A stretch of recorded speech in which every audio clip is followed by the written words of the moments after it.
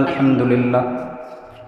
আল্লাহ পাকের দরবারে লাখো কোটি শুকরিয়া যে মহান রব্বে করিম, যে মহান মালিক, মহিয়ান গরিয়ান রব্বে করিম আমাকে আপনাদেরকে বরকতময় পবিত্র একটা মাসের প্রথম জমায় বসে কিছু কথা বলা এবং শোনার তৌফিক দিয়েছেন। সেই মালিকের দরবারে দিল থেকে শুকরিয়া আদায় করে বলে নেই আলহামদুলিল্লাহ। চলছে মুহররম মাস, আরবি বছরের প্রথম মাস।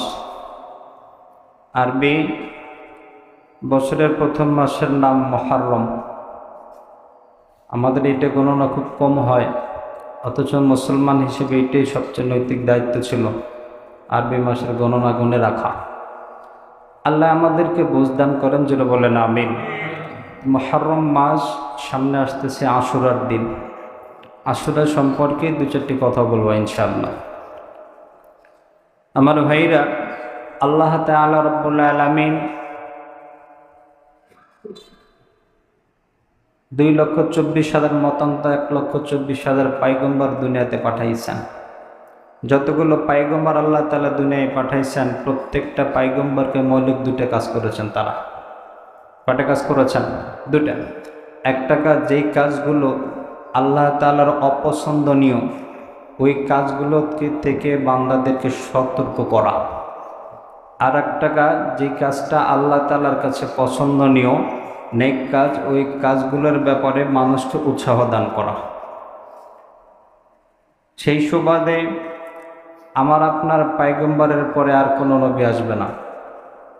কি হয়েছে?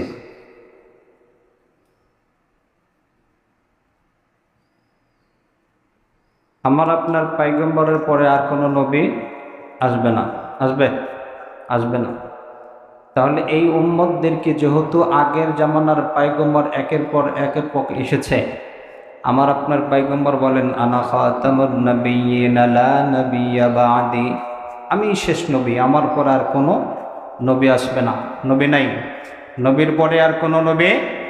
যারা মনে করে নবীর পরে নবী আসবে, এটাই শেষ নবী না, এরা কাফের, বিনা হিসাবে কাফের। যেটা বলেন কোনো চিন্তা ফিকির ছাড়াই কাফের। এই আকীদা পোষণ করে এখন একদল আছে, নাম কাদিয়ানী। যেটা বলেন নাম কি? কাদিয়ানীরা কাফের।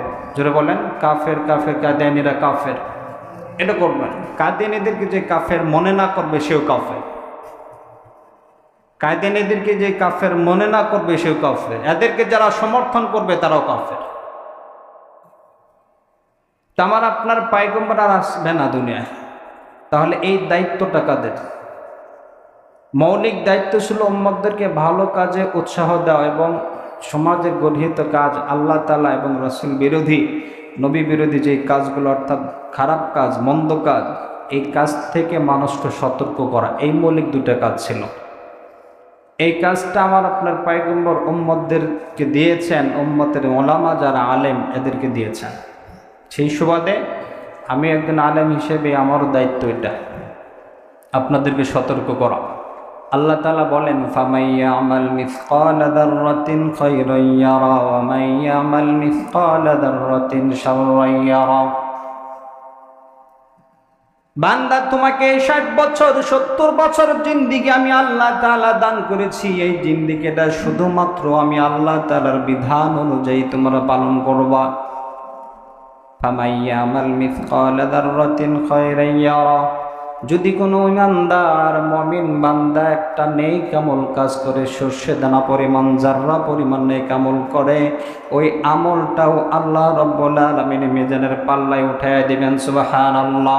পক্ষান্তরে মাইয়ামাল মিসকালা যাররাতিন শাররান ইয়ারা, আল্লাহ যেই বান্দা দুনিয়ার জমিনে শয়তানের ধোঁকায়, ক্ষমতায়, টাকা পয়সার মোহে পড়ে যদি কোনো অন্যায় গুনাহের কাজ করে, শরীয়ত বিরোধী কোনো কাজ করে, কাজটা জাররা পরিমাণও যদি হয়, ওইটাও মিজানের পাল্লায় উঠায় দে বান্দার কাছ থেকে। আল্লাহ তাআলা হিসাব নেবেন। বলেন নাউযুবিল্লাহ।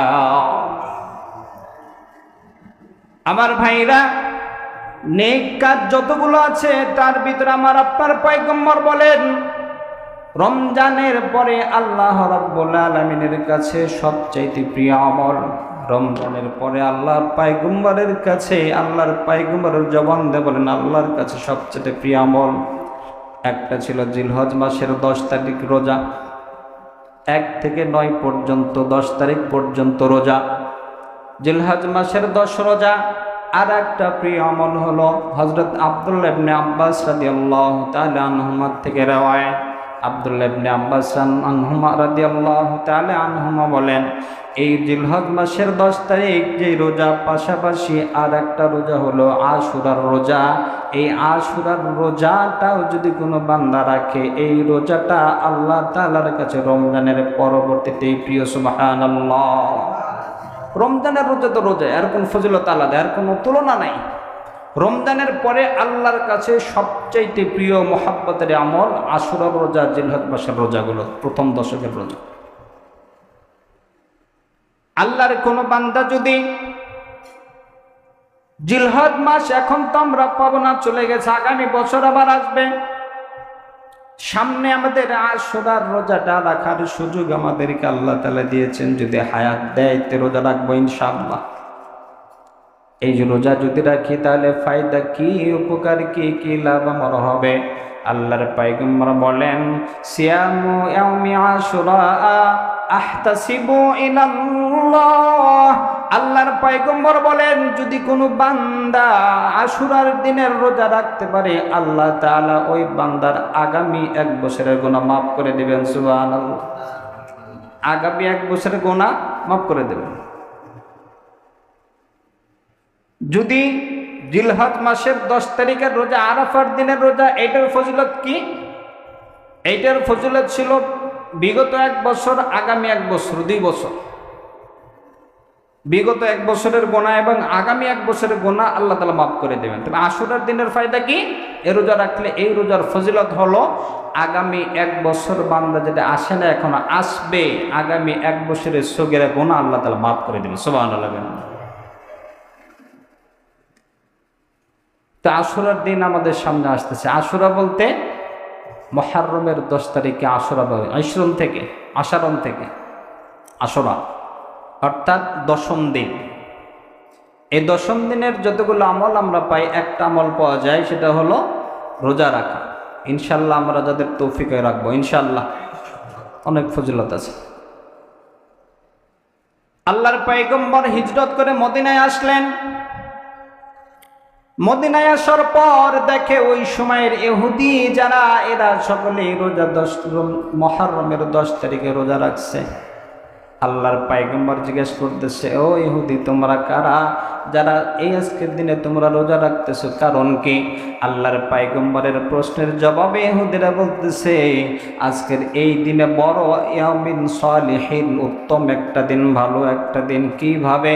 আজকের এই দিনে আমাদের নবী হযরতে মূসা কালিমুল্লাহ, এই পয়গম্বরকে ফিরাউন থেকে আল্লাহ তাআলা নীল নদ পার করে মুক্তি দান করেছিলেন। সুবহানাল্লাহ। যেহেতু আল্লাহ রাব্বুল আলামিন মূসা আলাইহিস সালাতু ওয়াস সালাম তার অনুসরণ যারা করেছে এদেরকে বিপদ থেকে মুক্তি দান করেছেন, শুকরিয়া তার এই দিনে রোজা মূসা আলাইহিস সালাতু ওয়াস সালাম রেখেছিলেন। ওই ধারাবাহিকতায় আমরাও মূসা আলাইহিস সালামের অনুসরণে আমরা আজকের দিনে রোজা রাখি। আল্লাহর পয়গম্বর বলেন, মূসা আলাইহিস সালাতু ওয়াস সালাম কে তোমরা যেই পরিমাণ মহব্বত করো, তোমাদের মহব্বতের চাইতে আমি রাসূলুল্লাহ বেশি মহব্বত করব। কেন? মূসা ইন্নাহু আখি, সে হলো আমার ভাই, হক আমার বেশি। তোমরা যেহেতু রোজা রাখো। আব্দুল্লাহ ইবনে আব্বাস রাদিয়াল্লাহু তাআলা আনহুমা বলেন, ওই সময় আল্লাহর পয়গম্বর সাহাবীদেরকে বলতেছিলেন, সাহাবীরা আমি রোজা রাখবো, তোমরাও রোজা রাখো এই বছরটা। আব্দুল্লাহ ইবনে আব্বাস রাদিয়াল্লাহু তাআলা আনহু বলেন, ইয়া রাসূলুল্লাহ, ইয়া হাবিবাল্লাহ, এই আশুরার দিনে ইহুদিরাও রোজা রাখে, আমরাও রোজা রাখি, আমলটা কেমন মিলে গেল? আল্লাহর পয়গম্বর বলেন, হয়তো আগে একদিন অথবা পরে একদিন তোমরা রোজা মিলে রাখো। খালাফাল ইহুদি, ইহুদিদের তোমরা বিরোধিতা করো, এই জায়গায় ব্যতিক্রম তৈরি করো। কারণ ইসলাম পরিপূর্ণ, আমার যে ধর্ম নিয়ে আসছে এটাই পরিপূর্ণ একটা ধর্ম। এই মুসলমানের আমল একদম পরিপাটি, কারো সাথে মিল হবে না, এটা অনুসরণ করবে মানুষ। ইসলাম অন্য কোনো ধর্মে অনুসরণ করার সুযোগ নাই। তোমরা যেহেতু রাখছো আল্লাহ তাআলা যদি আমাকে আগামী বছর পর্যন্ত জীবিত রাখে, তাহলে আগামী বছর একটা রোজা আমি বাড়ায় রাখব। তবে 9 তারিখ 10 তারিখ তো রাখবই, তবে 9 তারিখে রাখার ব্যাপারে ফজিলতটা বেশি আসছে। 11 তারিখে রাখতে পারো, 10, 11 অথবা 9, 10। তবে 9 এবং 10 এইটা ফজিলত বেশি। আল্লাহ তাআলা আমাদেরকে বুঝ দান করেন। এইখান থেকে বিষয় যে আল্লাহ রাসূল সাল্লাল্লাহু আলাইহি ওয়াসাল্লাম মুসলমান, এরা নিজেই এদেরকে মানুষ অনুসরণ করবে, এরা অন্য কোনো কাউকে ইহুদি নাসারাদেরকে অনুসরণ করতে পারে না। যারা করে এদের ভিতরে মুসলমানিয়াতের ভিতরে কমতি আছে। কথা বলেন ঠিক কিনা? আজকের যুবক যারা আছে, আমরা যারা আছে, বিশেষ করে যুবক শ্রেণীর যারা, এরা আল্লাহ রসুলের অনুসরণকে বাদ দিয়ে, কারণ লেখাপড়া তারা করে না, আল্লাহ রসুলের জীবনে লেখাপড়া তারা করে না, এরা অন্য ধর্মের মানুষ করে। যাদের করে আমার আপনার কোরআনে কারিম, আল্লাহ রাব্বুল আলামিন কোরআন নিয়ে, আল্লাহ রসুলের হাদিস নিয়ে সবচেয়ে বেশি গবেষণা করে তারা, যারা ইসলামের ক্ষতি করতে চায়। এরা গবেষণা করে করে যেগুলো বের করছে, যুবকরা ওই পশ্চিমাদের কালচার অনুসরণকে এখন হাফ প্যান্ট পরে। কথা কয় না? দামরা বিশাল বড় 15 বছর 18 বছরের যুবক, এরা হাফ প্যান্ট পরে করে রাস্তায় ঘুরে বেড়ায়। নাউজুবিল্লাহ বলেন। এটা কোনো মুসলমানের ছেলের চরিত্র হতে পারে না। যে বাবার সন্তানরা, মায়ের সন্তানরা এই কাজগুলো করে, বাবার কোনো প্রতিবাদ নাই, মায়ের কোনো প্রতিবাদ নাই, ফ্যাশন হিসেবে ওই বাবাকে ঘাড়ে পাড়া দিয়ে ছেলে যখন জাহান্নামে যাবে, ওই বাবাকে ঘাড়ে পাড়া দিয়ে ছেলে জাহান্নামে নিয়ে যাবে। বাবাও যাবে, মাও যাবে, ছেলেও যাবে। আল্লাহ আমাদেরকে, এই যুবকদেরকে বুঝদান কেন, জোরে বলেন আমিন। ইবনে আব্বাস বলেন, ইয়া রাসূলুল্লাহ, ইয়া হাবিবাল্লাহ, রোজা রাখবো ভালো কাজ অবশ্যই, তবে আজকের দিনে ইহুদিরাও রোজা রাখে। আল্লাহ রাসূল বলেন, খালাফাল ইহুদি, তোমরা ইহুদিদের বিরোধিতা করো, আমলে এটা দেখায় দাও। ওইখান থেকে আগামী বছর যদি আল্লাহ আমাকে হায়াতে বাঁচিয়ে রাখে, তাহলে 9 তারিখ 10 তারিখ এটা রোজা রাখবো, তবে তোমরাও রেখো। আল্লাহর ফজল, এর পরের বছর আল্লাহ রাসূল জীবিত ছিলেন, আল্লাহ তাআলার সাথে সাক্ষাৎ দিয়ে গেছিলেন। এখান থেকে বোঝা যায় ইয়াউমে আশুরার রোজা রাখা মুসলমানদের একটা বৈশিষ্ট্য। আর একটা ফায়দা কি, আল্লাহর পয়গম্বর বলেন, রমজানের রোজা আল্লাহ রাব্বুল আলামিন ফরজ করেছেন। এই রোজা ফরজ করার পূর্বে আল্লাহর পয়গম্বর মুহররমের 10 তারিখে রোজা রাখতেন। এইটা বান্দার উপরে ফরজ ছিল। যখন রমজানের রোজা আল্লাহ তাআলা ফরজ করে দিয়েছেন, ফরজ করার পরে এরপরেই আল্লাহর রাসূল তখন বলেছেন যে মুহররমে আশুরার রোজাটা ইনশাআ সামা ওয়া ইনশাআ আফতারা, যদি তোমরা চাও রাখতে পারো, আর যদি তোমরা চাও তোমরা ছেড়ে দিতে পারো, কোনো সমস্যা নেই। অপর এক জায়গাতে ইবনে আব্বাস রাদিয়াল্লাহু তাআলা আনহু বলেন, আল্লাহ রাসূল সাল্লাল্লাহু আলাইহি ওয়াসাল্লাম বলেছেন, আল্লাহ তাআলার কাছে কয়েকটা আমল আল্লাহর কাছে প্রিয়। রমজানের পরে একটা ছিল আশুরার রোজা, জিলহজ মাসের 10 তারিখের রোজা। আর একটা আমল হলো ফজর নামাজের, ফরজ নামাজের পূর্বে 2 রাকাত নামাজটা আল্লাহ তাআলার কাছে অনেক প্রিয়। সুবহানাল্লাহ। তবে জিলহজ মাসের 10 তারিখ যে রোজাগুলো, মুহররমের আশুরার যে রোজা, এই রোজা এটা রাখলেও কোনো ক্ষতি নাই, সওয়াব আছে, না রাখলে কোনো ক্ষতি নাই, গুনাহ নাই। তবে ফজরের নামাজের পূর্বে যেই সুন্নত আছে 2 রাকাত, এই সুন্নতটা বান্দার জন্য পড়া ওয়াজিব। যদিও সুন্নত বলে, এটা ওয়াজিবের সমতুল্য গুরুত্বপূর্ণ। এটা যদি রাখে তো সব, না রাখলেও কবিরা গুনাহ হবে। এই জন্য সুযোগ নাই। এখানে মাসলা আছে, যদি কোনো বান্দা ফজরের নামাজ পড়তে আসছে, ইমাম সাহেব নামাজে দাঁড়িয়েছে, কথায় কথা যেহেতু আসলে বলেই দিই, ইমাম সাহেব এসে দেখেন 2য় রাকাতে, ফজরের নামাজ তেমনি কিরাত একটু সচল লম্বা হয়, তেওয়ালে মুফাসসাল। ইমাম সাহেব 2য় রাকাতে তাশাহুদের বৈঠকে বসছেন, আপনি মসজিদে ঢুকলেন, ঢোকার পরে দেখেছেন যে ইমাম সাহেব বসে পড়েছে। আপনার যদি ধারণা হয় যে আমি যত ছোট ছোট ছোটা তাড়াতাড়ি পড়ে তাশাহুদ পড়ে সালাম ফিরে ইমাম সাহেবকে সালাম ফেরানোর আগে শরীক হতে পারবো জামাতে, তাহলে আপনাকে ওই সময় পর্যন্ত সুন্নত পড়ে নিতে হবে। এটি শুধু ফজরের ক্ষেত্রে। অন্য অন্য নামাজের ক্ষেত্রে ঢুকছেন, নামাজে দাঁড়িয়ে এসে সুন্নত পড়তেছেন, জোহরের নামাজের 4 রাকাতের নিয়ত করছেন, এই জন্য নিয়ত করার পূর্বে ঘড়ি দেখে নামাজ পড়া উচিত। আমাদের বাংলাদেশে তো এখন সময় নির্ধারণ করা একটু হেরফের হয়, তো সময় সকলে নির্ধারিত করা। আপনি নামাজ 1:30টায়, আপনি ঢুকছেন 28-এ, আচ্ছা 2 মিনিট তো 4 রাকাত নামাজ পড়া সম্ভব না, সম্ভব, তাহলে কি করবেন? নিয়ত করে বসছেন, ঘড়ি দেখেন না, খেয়াল করে নিয়ত করে বসছেন। 1 রাকাত পড়তে না পড়তেই মুয়াজ্জিন ইকামত দিয়ে বসেছে, আপনি নিয়ত করছেন 4 রাকাতের, আল্লাহ রসুল বলেন মাসআলা মাসাইলের কথা হলো যে আপনি 4 রাকাত নিয়ত করছেন এটা বাদ, 2 রাকাত পরে সালাম ফিরে তাড়াতাড়ি জামাতে শরীক হন, কারণ ওই ক্ষেত্রে সুন্নত করছেন, সুন্নতের যাতে জামাতে শরীক হওয়া যায়। কিন্তু ফজরের ক্ষেত্রে এটা না। এখান থেকে বিভ্রান্তিত হওয়ার সুযোগ নাই। মসজিদে ঢুকছেন, জামাতে শরীক হবেন, সাথে সাথে সুন্নত পড়ার সুযোগ যদি থাকে পড়বেন, না থাকলে জামাতে শরীক হবেন। এইটা ফজর বাদে জোহর ও অন্যান্য নামাজের ক্ষেত্রে। কিন্তু ফজরের ক্ষেত্রে যতক্ষণ পর্যন্ত আপনার বিশ্বাস হয়, আস্থা আছে আমি ইমাম সাহেবকে সালাম ফেরানোর আগে পাবো, ততক্ষণ পর্যন্ত আপনাকে সুন্নত পড়ে নিতে হবে, কেননা এইটা আল্লাহর কাছে অনেক প্রিয় আমল। আল্লাহ আমাদেরকে বুঝদান করেন। তো আল্লাহ রসুল বলতেছেন আল্লাহ তাআলার কাছে কয়েকটা আমল প্রিয়, জিলহজ মাসের রোজাগুলো প্রথম দশকের, আর মুহররমে আশুরার রোজা, আর একটা হলো ফজরের নামাজের পূর্বে যে 2 রাকাত সুন্নত পড়া হয়, এই সুন্নত আমল আল্লাহর কাছে প্রিয়। প্রথম 2টা আশুরা এবং জিলহজ মাসের রোজাগুলো রাখলে সওয়াব আছে, না রাখলে গোনা নাই। কিন্তু ফজরের নামাজের যে সুন্নত না রাখলে কবিরা গোনা হবে, না করলে, না আদায় করলে। আল্লাহ আমাদেরকে মাসলা বোঝার তৌফিক দান করেন, যারা বলেন আমিন। এগুলো আমল। মুহররমের তাৎপর্য তো লম্বা, যারা সময় কম। তো এই মুহররমের 10 তারিখ যেটা আসছে, এইখানে আমাদের কিছু আমল আছে করণীয়, কিছু আমল আছে বর্জনীয়। করণীয় আমলগুলো রোজা রাখা, বর্জনীয় কিছু আমল আমাদের সমাজে যে প্রথা, আশেকে রাসূল যারা দাবি করি, এদের ওই মুহররমের 10 তারিখ আসলেই মনে ইশকে রাসূল জায়গায় ওঠে একদম ত্বরান্বিত হয়ে। মুখে সুন্নতের খবর নাই, দাড়ি রাখা সুন্নত না ওয়াজিব? জোরে বলেন। হ্যাঁ, দাড়ি রাখা ওয়াজিব। সমস্ত ফুকায়ে কেরামের মাসলা, দাড়ি রাখা ওয়াজিব। ওয়াফুল লিহিয়া কসসু শারিব, মোস তোমরা ছোট করো, দাড়ি তোমরা ছেড়ে দাও। ছেড়ে দেওয়ার মাপ পেটে কেমন? যার যার হাতের 1 মুষ্টি, যার যার হাতের 1 মুষ্টি। মাসালা বোঝেন। দাড়িরা না রাখা, দাড়ি যারা কাটে, এমন কবিরে গুনাহ, কবিরে গুনাহে দাঁড়িয়ে জারিয়া বা দাইমে কবিরে গুনাহ। আপনি নামাজ পড়ছেন, এরপর আপনার আমলনামায় কবিরে গুনাহ লেখা হচ্ছে। রোজা রাখতেছেন, আমলনামায় কবিরে গুনাহ লেখা, যতক্ষণ পর্যন্ত আপনার দাড়ি 1 মুষ্টি না হবে।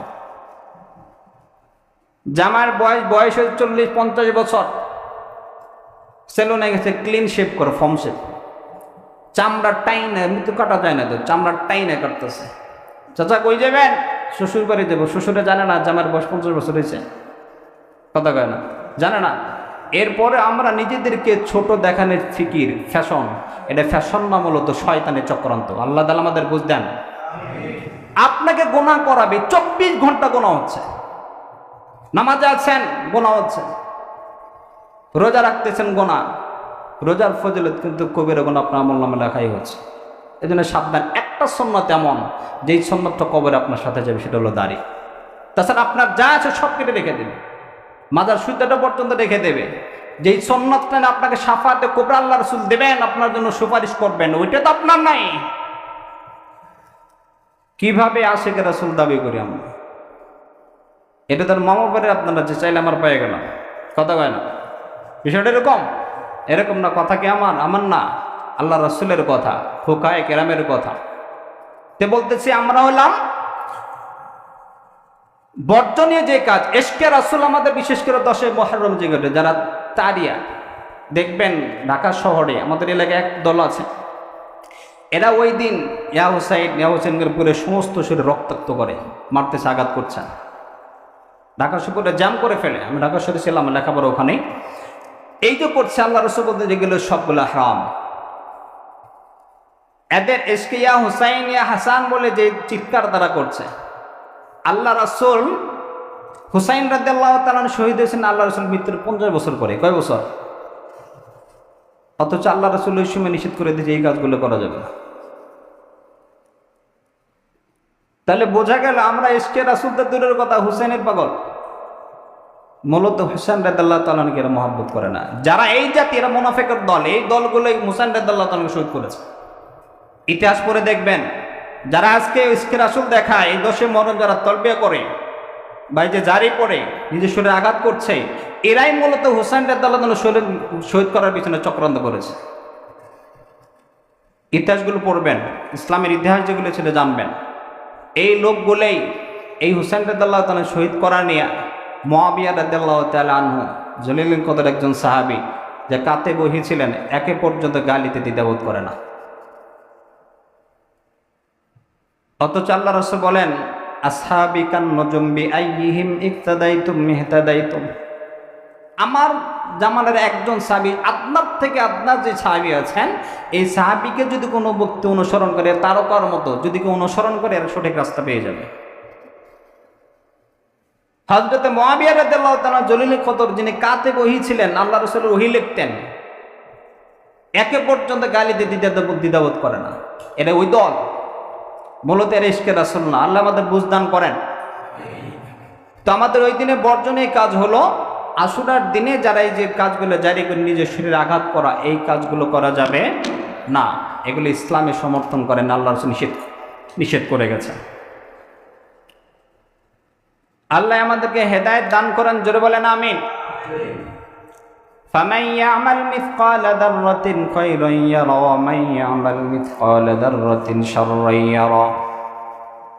বান্দা, তুমি দুনিয়ার জমিনে যতটুকু ভালো কাজ করে, যারা পরিমাণ ভালো কাজ যদি তুমি করো, এই কাজটাও মিজানের পাল্লায় আল্লাহ রাব্বুল আলামিন উঠায় দেবেন। যদি তুমি একটা জাররা পরিমাণ গুনাহ পর্যন্ত করো, এই গুনাহগুলো লিখে রাখতেছেন আল্লাহ রাব্বুল আলামিনের দুইজন ফেরেশতা। শুধু লিখছেন তা নয়, ভিডিও ফুটেজ সহকারে কিয়ামতের মাঠে আল্লাহ রাব্বুল আলামিন বান্দার আমলনামা ধরায় দেবেন। বান্দার যখন আমলনামা সামনে আসবে, দেখে বলতে থাকবে, মালি হাদাল কিতাবি লা ইয়াগাদিরু সগীরাতান ওয়ালা কাবীরা ইল্লা মান আহসা। মালি হাদাল কিতাব ইয়া আল্লাহ, এটা কেমন আমলনামা আমার হাতে ধরায় দিলা, যে আমলনামার ভিতরে ছোট্ট থেকে ছোট্ট কবিরা গুনাহ, সগীরা গুনাহ, যেই গুনাহ পৃথিবীর কেউ দেখে নাই, অন্ধকার রজনীতে আমি করেছি, একা একা করেছি, এই গুনাহটাও দেখি তুমি লিখে দিয়েছো। যেটা বড় থেকে বড় গুনাহগুলো তুমি লেখায় দিছো, এমন কোনো নেক আমল নাই, ছোট্ট থেকে ছোট্ট নেক আমলটাও তুমি তুলে ধরেছো। কেমন আমলনামা? আল্লাহ তাআলা বলবেন, তোমার ইকরা কিতাবাক, তোমার আমলনামা তুমি পড়ো, তোমার ফায়সালা তুমি করো। সময়ের 60 বছর 70 বছর জিন্দেগি পার হয়ে যাবে, কখন কিভাবে কার মরণ হয় বলা যায় না। তবে আল্লাহর কাছে আমাদের দরখাস্ত হলো, আল্লাহ আমাদের মৃত্যুটা এমন ভাবে হোক যখন আমরা ইমানের হালতে থাকি, নেক আমলের হালতে থাকি, বলেন আমিন। গুনাহ অবস্থায় যেন আল্লাহ আমাদেরকে মৃত্যু দান করে না। আল্লাহর রাসূল বলেন, ও সাহাবী তোমরা শোনো, আমার বরকতে আল্লাহ তাআলা তোমাদের উপরে গজব নাজিল করবে না, তবে ভবিষ্যৎ একটা প্রজন্ম আসবে, আমার উম্মতের ভিতরে যারা আসবে, এদের ভিতরে ফিতনা ফাসাদ এমনভাবে প্রচলন হবে। আল্লাহ রাসূল একটা তসবিহ হাতে নিয়েছেন, তসবির এক কোণা কেটে দিয়েছেন, তসবির দানাগুলো যখন ছেড়ে দিয়েছে, একের পর এক দানাগুলো যেরকম পরে মুহূর্তের ভিতরেই। আল্লাহর পয়গম্বর বলেন, কিয়ামতের আগে উম্মতের ভিতরে, মুসলিমের ভিতরে, মুসলমান যারা, এদের ভিতরে এমন পরিমাণে ফিতনা আসবে, একটা আলেম ওলামাগণ একটার মোকাবেলা করতে না করতে আর একটা এসে হাজির। এদের পরিধি কেমন হবে? প্রথম যে ফিতনাটা এসেছে, বিপদটা এসেছে, বালাটা এসেছে, মুসিবত এসেছে, এই মুসিবতটা দ্বিতীয় মুসিবতের তুলনায় কম মনে হবে, দ্বিতীয়টা তৃতীয়টার তুলনায় কম মনে হবে। এমন ফিতনা ফাসাদের সময় যদি কোনো বান্দা আমি রাসূলুল্লাহর তরিকা অনুযায়ী চলতে পারে, ওই বান্দাকে, উম্মতকে আমি রাসূলুল্লাহ আমার সাথে জান্নাতে রেখে দেব। সুবহানাল্লাহ। এই জন্য আশুরার দিনের যে আমলগুলো আমরা করবো, ইনশাআল্লাহ ইতিহাসগুলো পড়ি, ইসলামী ইতিহাসগুলো পড়ব যতটুকু সময় পাই। আমরা তো কাল মার্কস পড়ি, এখন পদ্মা নদীর মাঝে পড়ি, এগুলো পড়ানো হয়। অথচ আল্লাহ রাসূলের জিন্দেগি জীবনী, যেটা বাস্তবায়ন মানুষের ব্যক্তি জীবন, পারিবারিক জীবন, সামাজিক জীবন, রাষ্ট্রীয় জীবনে রাষ্ট্র কিভাবে পরিচালনা করতে হয় শিখাইয়া গেছেন আমার আপনার পয়গম্বর, তার জীবনে পড়া হয় না। ইসলামের কোনো দিনই কোনো শিক্ষা আপনার বর্তমানে শিক্ষা কারিকুলামের ভিতরে নেই। অথচ আমরা মুসলমান আছি, কোন জায়গায় যাচ্ছে আমাদের শিক্ষার যে জায়গাটা, এটা ধস নামায় দিয়েছে।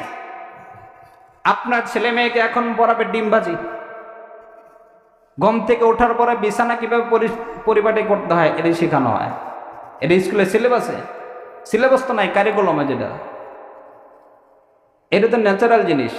এর চাইতে নোংরা নোংরা ভাষা এই বইয়ের ভিতর আছে, যেটা আমরা সমাজে বলতে লজ্জা পাই, এগুলা তাদের ওপেনে পড়াই দিচ্ছে। তার মানে এদেরকে লজ্জাহীন বানাই দিচ্ছে, যার কারণে এখন যুবক যারা আছে, ছেলে হোক মেয়ে হোক, বেহায়ার মতো নাচে ঘুরে বেড়ায়, মাথায় টুপি নাই, ছেলে যারা আছে হাফ প্যান্ট পরে ঘুরছে। আল্লাহ আমাদেরকে হেদায়েত দান করেন, বুঝ দেন। সতর্ক হন, সতর্ক হন। যেই জাতি শিক্ষাহীন হয়ে যাবে, শিক্ষার মেরুদণ্ড এখন ভেঙে দিয়েছে। আল্লাহ শুধুমাত্র দিনই শিক্ষা যদি থাকে, মানুষকে এই মানুষের স্বর্ণের মানুষ হিসেবে তৈরি হয়ে যাবে। সুবহানাল্লাহ, এটা করে দেবে, এটা কোরআন। আমরা যারাই করছে, যারা পক্ষ নিচ্ছি, দেখছেন কে? জোরে বলেন। আল্লাহ দেখছে। হিসাব তো দিতেই হবে আমাকে। আল্লাহ আমাদেরকে বুঝ দেন। এবং আশুরার যে রোজা আছে, যদি সুযোগ হয়, তৌফিক হয়, রোজাটা রাখার তৌফিক দান করেন, বলেন আমিন। আশুরার দিনে মুহররমকে উপলক্ষ করে যতগুলো কাজ করি আমরা, যেটা সমাজে গর্হিত কাজ, নিজস্ব আঘাত করা, শরীর বিরোধী কাজ, এই কাজগুলোর থেকে আমাদেরকে বেঁচে থাকার তৌফিক দান করেন, বলেন আমিন। যাই কিছু বললাম, বুঝে থাকলে আমলের তৌফিক দিক। যদি কোনো কষ্ট পেয়ে থাকেন, ক্ষমা সুন্দর দৃষ্টিতে দেখবেন ইনশাআল্লাহ।